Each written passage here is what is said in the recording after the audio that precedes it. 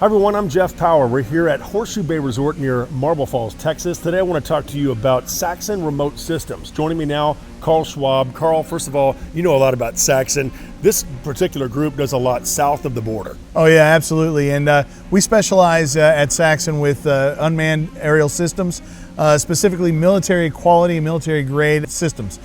Primarily we're using a 14-foot monitor. This aircraft's sustainable for 18 hours of flight. Has over 500 hours of missions, again, south of the border. What's interesting with this aircraft is it has been extremely successful. So what other type of aircraft does Saxon have? Sure, so we have a multi-rotor aircraft also. We have the Inspector, has a 2-kilo payload. We also have the Brutus, it has a 7-kilo payload. Both of these aircraft are military grade and have interesting connections that provide quick, fast releases for putting together and taking apart. So where can people go if they want to find out more about Saxon? Hey, come to our website, saxonremotesystems.com. Thank you. Okay, we're Carl Schwab. I'm Jeff Power. Saxon Remote Systems. Check it out.